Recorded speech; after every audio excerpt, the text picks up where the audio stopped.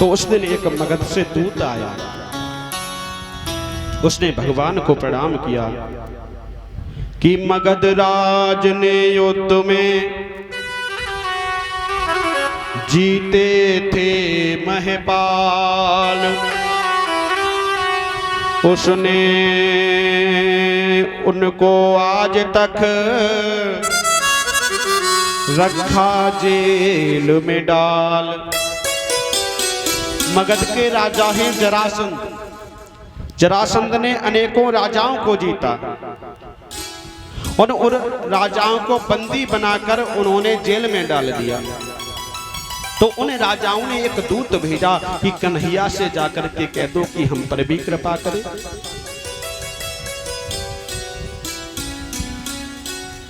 क्योंकि कन्हैया की तो आदत है कृपा करने की, कि कृपा की न होती जो आदत तुम्हारी, तो सुनी ही रहती अदालत तुम्हारी। कृपा की न होती जो आदत तुम्हारी, कृपा की न होती जो आदत तुम्हारी, तो सुनी ही रहती, तो सुनी अदालत तुम्हारी। कृपा की न होती जो आदत तुम्हारी।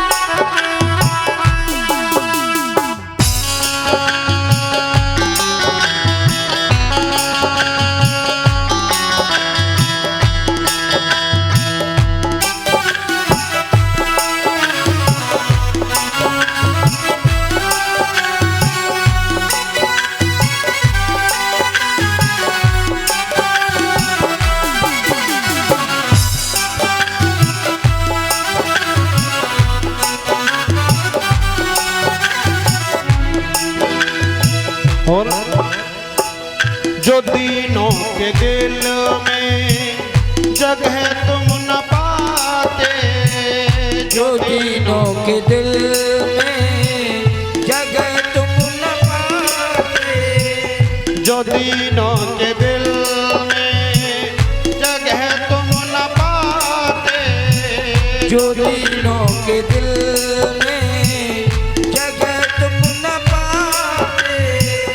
तो किस दिल में होती, तो किस दिल में होती हिफाजत तुम्हारी। कृपा की न होती जो आदत तुम्हारी, तो सोनी ही रहती, तो सोनी ही रहती अदालत तुम्हारी। कृपा की न आदत तुम्हारी, तो सुनी रहती, तो सुनी रहती अदालत तुम्हारी। कृपा की न होती आदत तुम्हारी।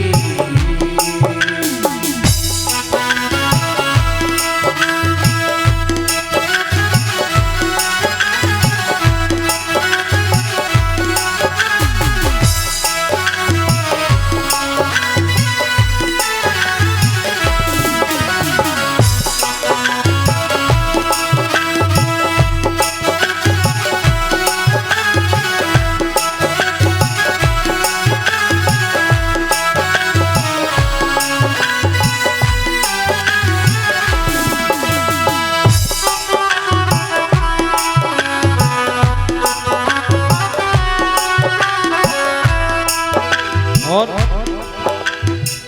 गरीबों की दुनिया है आबाद तुमसे, गरीबों की दुनिया है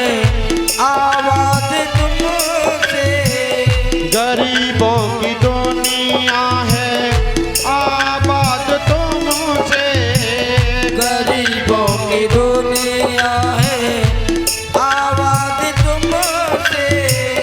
गरीबों से ही है, गरीबों से है साहत तुम्हारी, कृपा की न होगी जो आदत तुम्हारी, तो सोनी ही रहती, तो सोनी ही रहती अदालत तुम्हारी, कृपा की न होती जो आदत तुम्हारी।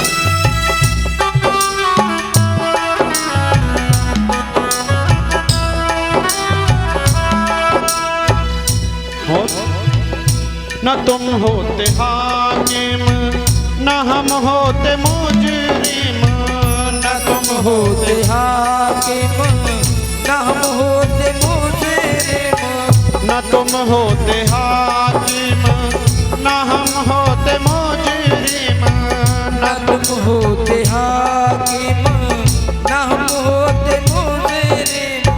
न घर घर में होती, न घर घर में होती इबादत तुम्हारी, कृपा की न होती जो आदत तुम्हारी, तो सोनी रहती, तो सोनी रहती अदालत तुम्हारी, कृपा की न होती आदत तुम्हारी, कृपा की न होती जो आदत तुम्हारी, कृपा की न होती जो आदत तुम्हारी, कृपा की न होती जो आदत तुम्हारी। हज श्री सुखदेव जी कहते हैं राजन परीक्षित, अगर मेरे कन्हैया की आदत कृपा करने की ना होती तो उनको इतना कौन मानता। आज वो राजा जो जरासंध के कारागृह में बंदी पड़े हुए हैं, आज उन्होंने भी दूत भेजा कि हे प्रभु हम पर भी कृपा कर दो, हमें भी इस बंधन से मुक्त कराओ।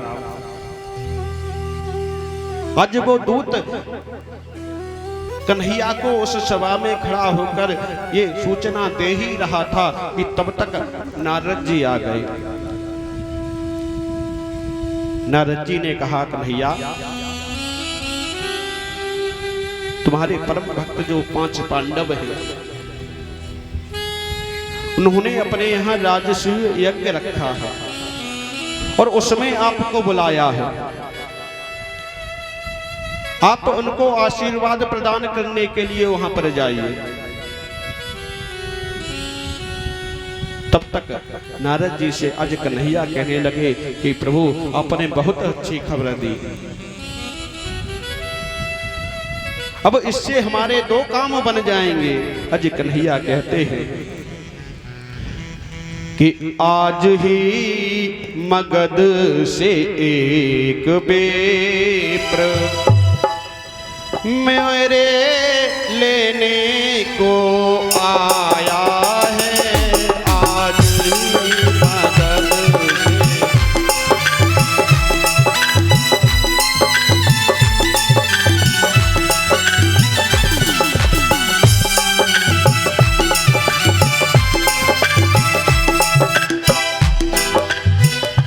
आज ही मगध से एक बेप्र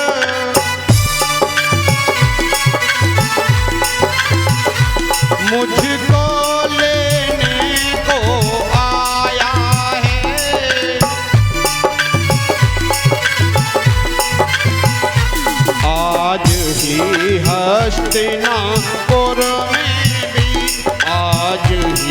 हस्तिनापुर में भी राजेश्वर ने बुलवाया है।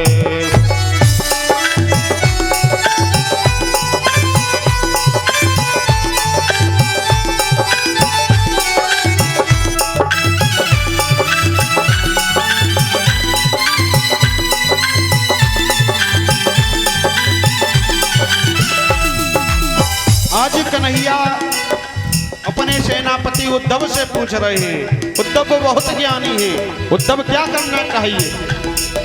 तो आज उद्धव कहने लगे कन्हैया, उद्धव बोले हे महाराज,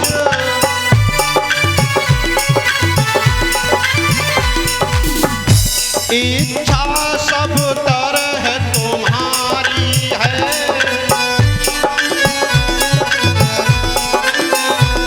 उद्धव कहने लगे सब तरह से आपकी इच्छा है, आप जहां पर जाना उचित समझे, लेकिन मेरा विचार है, मेरे विचार में तो पहले, मेरे विचार में तो पहले यज्ञ की उचित तैयारी है।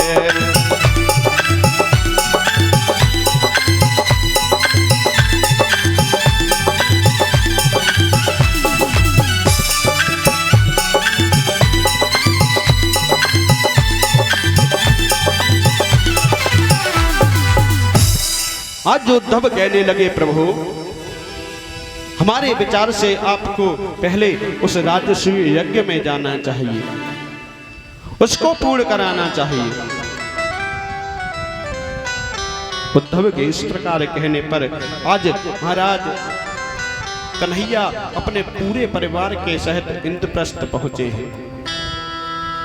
आज श्री कृष्ण को आया हुआ देख युधिष्ठिर जी आए, स्वागत किया। महाराज युधिष्ठिर कहने लगे, कन्हैया आप आए हमें बहुत अच्छा लगा, हम राजसूय यज्ञ करना चाहते हैं और इसे कराने में आप हमारी मदद करिए। तो आज कन्हैया कहने लगे कि युधिष्ठिर, राजसूय यज्ञ तब पूर्ण होता है जब सभी राजाओं को जीत लिया हो, सभी राजा आपके साथ हो। अगर कोई भी राजा आपके विपरीत है, आपके विरुद्ध में है, तो वो राजसूय यज्ञ नहीं माना जाएगा। तो उसके लिए क्या किया जाए? तो आज कन्हैया कहते हैं कि उसके लिए एक अश्व छोड़ो कि हे महाराज की महाविजय उस रोज कहाई जाएगी, हे महाराज की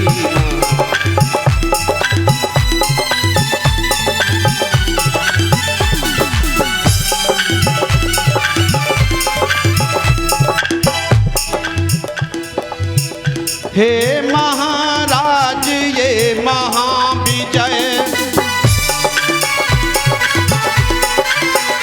उस रोज कहाई जाएगी,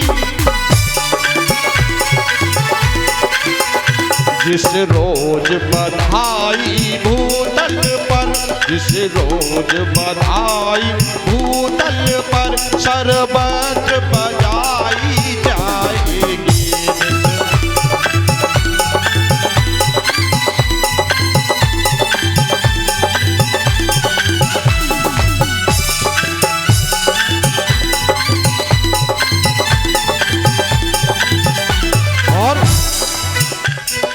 आज युधिष्ठिर कह रहे हैं, प्रभु सभी राजा हमसे मिल गए, सभी राजाओं ने कह दिया युधिष्ठिर तुम राजसूय यज्ञ करो।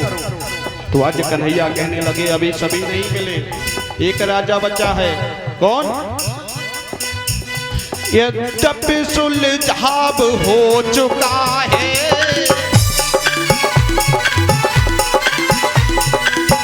पर फंदा एक झटकता है।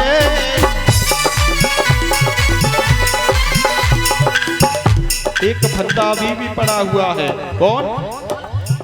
हे जरासंध राजा बाकी वह कांटा अभी खटकता है।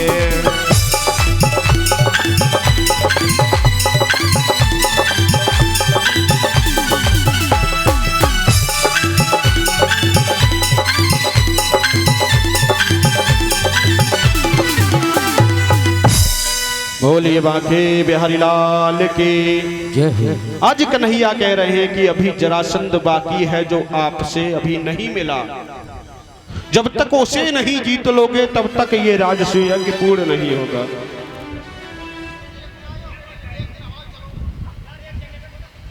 आज महाराज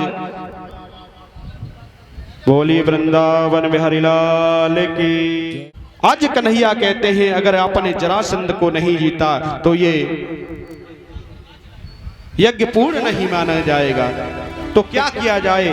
आज महाराज अर्जुन और भीम को लेकर के कन्हैया जरासंध के नगर में गए।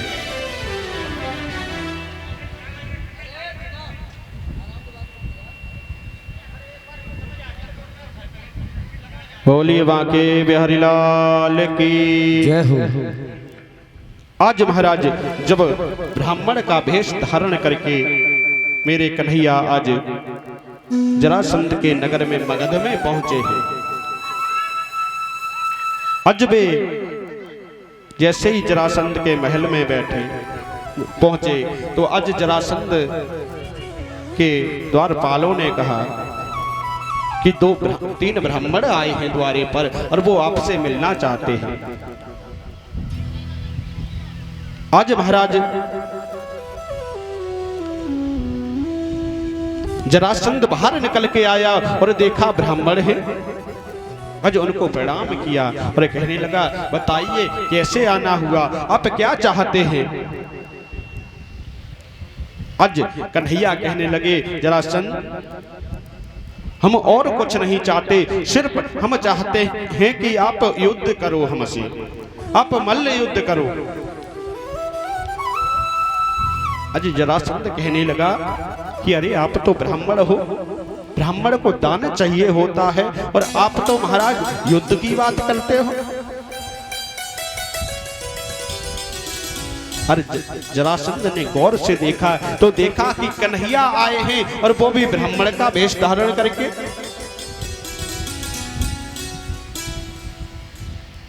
आज महाराज जरासंध कहने लगा वाह कन्हैया आज तुम हमारे हाथ में लगे हो। हमने आप पर 17 बार आक्रमण किया, आपने हमारी पूरी सेना मार दी, हमें छोड़ देते थे, लेकिन आज आप हमारे नगर में आए हो, आज हम आपको नहीं छोड़ेंगे। अगर आप युद्ध करना चाहते हो तो ठीक है आप युद्ध करो। तो आज कन्हैया कहने लगे सबसे पहले जो हमारे साथ और ब्राह्मण आए हैं इनसे युद्ध करो। आज जरासंध का महाराज भीम के साथ युद्ध होने लगा। मल्ल युद्ध प्रारंभ हुआ। एक दिन बीता, 2 दिन बीते, महाराज आज लगातार 17 दिनों तक युद्ध चलता रहा। रात्रि का समय हुआ, युद्ध बंद हुआ तो आज भीम कन्हैया के पास आए, कहने लगे कन्हैया कितने दिन हो गए युद्ध चल रहा है लेकिन जरासंध परास्त ही नहीं हो रहा। कन्हैया ने कहा भीम तुम चिंता मत करो, जब कल युद्ध करो तो आप मेरी तरफ देखना युद्ध करते करते। आज जब अगला दिन हुआ जरासंध और भीम में युद्ध होने लगा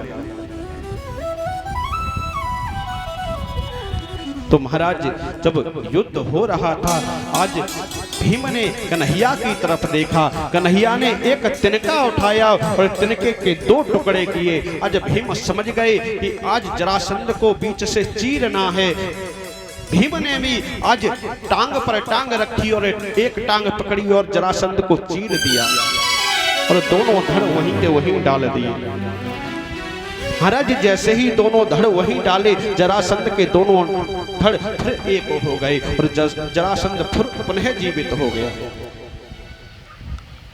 युद्ध होता रहा, सायकाल हुई, कन्हैया के पास आज भीम फिर से गए और कहा कन्हैया तुमने कहा वो हमने किया, लेकिन जरासंध तो फिर से जीवित हो गया। कन्हैया कहने लगे भीम भैया तुमने देखा तो, लेकिन आधा ही देखा।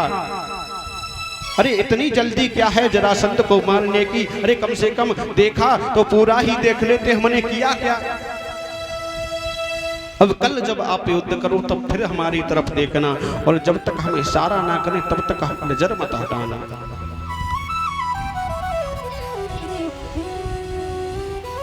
आज महाराज युद्ध प्रारंभ हुआ, भीम युद्ध कर रहे हैं जरासंध से। जरासंध से युद्ध करते करते भीम ने कन्हैया की तरफ देखा, कन्हैया ने पुनः एक टुकड़ा उठाया और बीच से चीरा और बाएं का हिस्सा दाएं में फेंका और दाएं का हिस्सा बाएं में फेंका। आज भीम ने भी इधर का उधर उधर का इधर फेंका, तो आज महाराज वो दोनों टुकड़े जुड़ने का प्रयास कर रहे हैं, लेकिन महाराज जुड़ नहीं पा रहे। आज जरासंध का उद्धार किया यहाँ पर, जरासंध का उद्धार करके महाराज उसके बाद मेरे कन्हैया ने जरासंध के जेल खाने में जो राजा बंदी पड़े थे उनको छुड़ाया। आज सभी राजा उस राजसूय यज्ञ में आए, राजसूय यज्ञ प्रारंभ हुआ। आज महाराज वहां पर सभी राजा आए हैं, तो सभी राजाओं को कोई ना कोई कार्य दिया गया है। किसी को भोजन की व्यवस्था दी गई है, तो किसी को किसी की व्यवस्था, कोई कोई कार्य कर रहा है। आज मेरे कन्हैया से पूछा है दुष्ट ने कि कन्हैया आप क्या कार्य करोगे,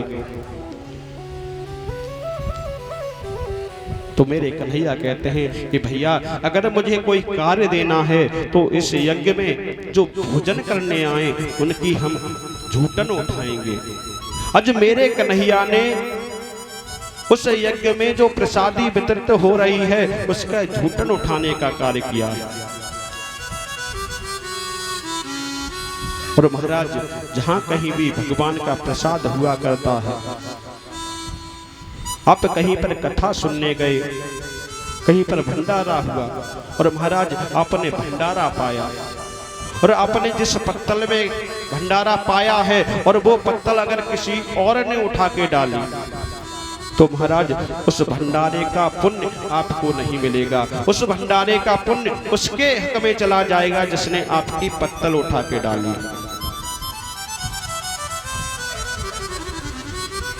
आज महाराज मेरे कन्हैया ने भी ये कार्य लिया कि हम जो भी लोग आएंगे उनका जो भी झूठन है उसे उठाएंगे। आज आगे की कथा सुखदेव जी सुनाते हैं। आइए एक सुंदर सा भजन, उसके बाद आगे की कथा, उसके बाद मेरे कन्हैया और मेरे कन्हैया के मित्र हैं सुदामा जी, उनकी कथा आपको सुनाई जाएगी। आइए एक सुंदर सा भजन।